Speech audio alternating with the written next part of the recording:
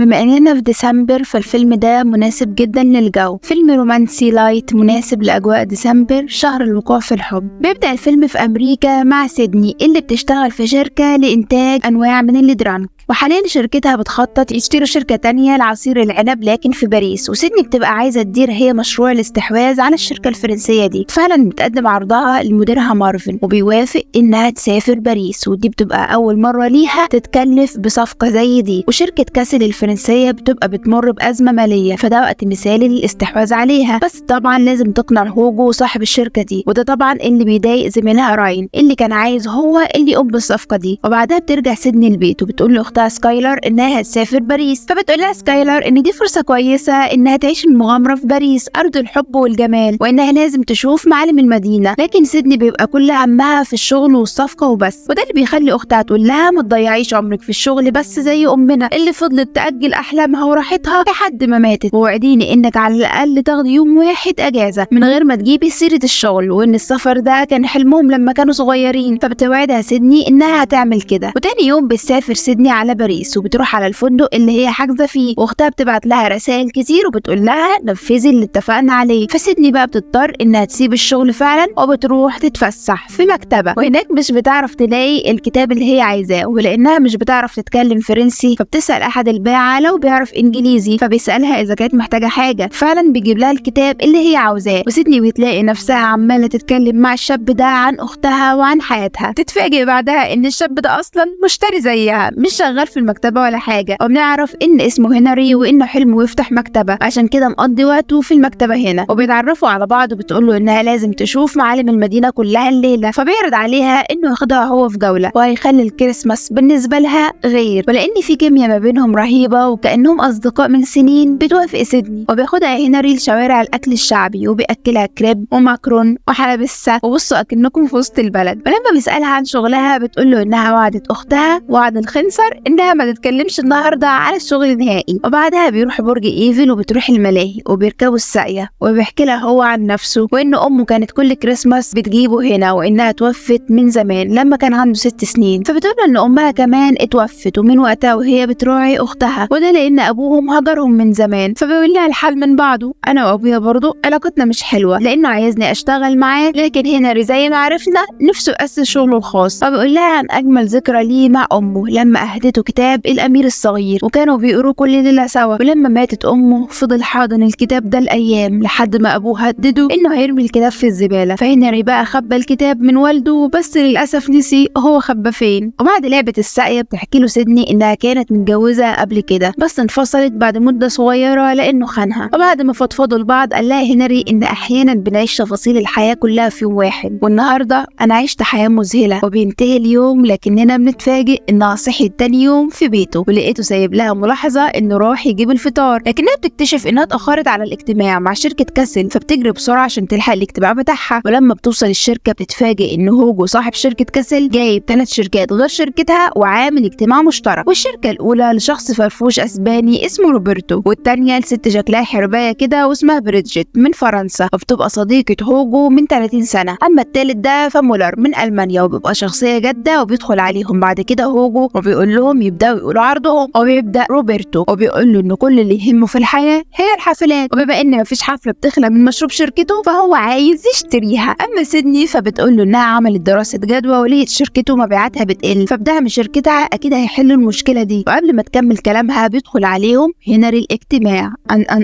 وبتتفاجئ واحنا بنتفاجئ ان هنري يبقى ابن هوجو صاحب الشركه، وطبعا هو بيتفاجئ من وجود سيدني وشكله شال منها لما مشيت من غير ما تقول له. واول ما بيعرف انها تبع شركه روس بيهاجمها على طول لان شركتها معروف عنها انها بتستحوذ على الشركات الصغيره وبتوعد اصحاب الشركات دي ان ليهم حق الاداره، لكنها في الاخر بتفلسهم وبتطردهم. وبتتفاجئ سيدني لانها ما كانتش تعرف الكلام ده، وبيفضل هنري يهاجمها وبيعلق السيد هوجو بان الشركه بتاعته بتتوارثها الاجيال في العيله من سنين، بس للاسف ابنه خيب ظنه ومش راضي يمسك الاداره. وبعدها بيقرر هوجو انه يعزمهم هم الاربعه عنده في القلعه بتاعته، وقتها هو هيختار شركته تندمج مع انهي شركه فيهم. وبعدها سيدني بترجع الفندق وبتتصل باختها وبتقول لها على اللي حصل، والاتنين بيفضلوا يندبوا على الحظ النحس ده، وانها ما لقيتش غير ابن صاحب الشركه اللي تدخل في علاقه معاه. وتاني يوم بتستعد سيدني علشان تروح لقلعه هوجو، وبتركب القطر مع روبرتو وبريدجيت اللي مش طايقاها ومولر. وقتها روبرتو بيعزم عليها بجبنه، فبتقول له سيدني انها مش بتتحمل اللاكتوز فمش هتقدر تاكل. فبريدجيت بتقول لها بطريقه كده حد يجي باريس وما ياكلش جبن، وتبص لها كده كانها اهانت فرنسا. ولما بيوصلوا لقلعه هوجو اللي بتكون تحفه، بيستقبلوا مخادم اللي بيفرجهم على القلعه، وبيقول لهم ان عائله كاسل سكنوا القلعه دي من سنه 1682. واو. وبعد ما سيدني بتروح غرفتها بتتصل بمارفن وبتساله عن حقيقه الكلام اللي هنري قاله، وقال هم فعلا بيعملوا صفقات احتيال. فبيقول لها مارفن ان شغلانتهم دي ما ينفعش معاها اللطف، وانها لازم تجمد قلبها، وان المهم عندهم انهم يكسبوا واي حاجه تانية مش مهم. فبتتضايق سيدني منه، ومارفن بيحس ان سيدني ممكن ما تقدرش تنفذ المطلوب، وعشان كده بيطلب من راين انه يسافر فرنسا ويتمم هو الصفقه. وفي الوقت ده بيوصل هنري للقلعه، وكالعاده بيلاقي ابوه بيصلح في العربيه الانتيكه بتاعته، وبيسال ابوه لو بيحب سيدني لانه حس بكده من نظراتهم. فهنري بيقول له هو متعصب انه لا، وانه ما ينفعش يوافق على موضوع الدمج مع شركتها. فبيلوموا ابوه انه لو كان شايل الشركه معاه ما كانش اضطر للدمج، وبيتخانقوا. وبعدها على العشاء بيبقى هنري وسيدني متوترين من بعض، وبينضم لهم هوجو، وبيسال صديقته بريدجيت عن سبب رغبتها في دمج شركتها مع شركته. فبتقول له انها هي وعيلتها لابسين في الصناعه دي، وان حرام يسيب الشركه للامريكان، تقصد سيدني، وان الاحسن ان صناعتهم تفضل في فرنسا لانها صناعه فرنسيه. وسيدني بسرعه بديهه بترد عليها بان التقدم اللي شركتها هتقدمه في اداره شركه كاسل هينقذ الشركه من الافلاس، وبتسرد تاريخ شركه كاسل والمشاكل اللي واجهتها كلها ليهم. وبيعجب هوجو بكلامها، وبيعمل لهم اختبار كده للشامبين عشان يعرف مين اكتر واحد عارف انتاج شركته وبيفهم فيه. فبيقول له مولر انا فقدت حاسه الشم اثناء لعب عنيفه. تحسوا كده ان الكلام عادي، بس بصراحه شخصيته تموت من الضحك، جدي كده وبيقول كلام غريب طول الوقت. اما روبرتو فبيسرد له تاريخ ازازه الشامبين دي، وبيبهر هوجو نفسه، وبقى شكله مش شاطر، لا ده شكله مدمن كحول. اما السوسه بريدجيت فبتقترح على العشاء جبنه، وبتقول لهم دي اكتر حاجه بتبين ثقافه فرنسا، وبتاكل الجبنه وهي بتقول تحيا فرنسا. وطبعا هي بتبقى عايزه سيدني تتعب وتمشي لانها شايفه ان سيدني وشركتها منافس قوي ليها، بس سيدني بتاكل من الجبنه عادي جدا. وبعدها طبعا بتفضل رايحه جايه على الحمام، وبتفضل تعبانه في اوضتها. وهنري بقى بيطلع عشان يطمن عليها، فبتقول له ان بريدجيت قاسيه وورطتها في وجبه الجبن دي، فبيقول لها انها لازم تنزل لان والده عامل لهم جوله ساحره. وبتنزل فعلا وبيركبوا العربات التحفه دي وبينطلقوا في جوله في المدينه. وقتها بنشوف ان في شراره اعجاب ما بين هوجو وبريدجيت. اما هنري فبيجيب ماكرون لسيدني اللي هي الحلويات دي، وبيعتذر لها على طريقته السخيفه معاها من وقت الاجتماع،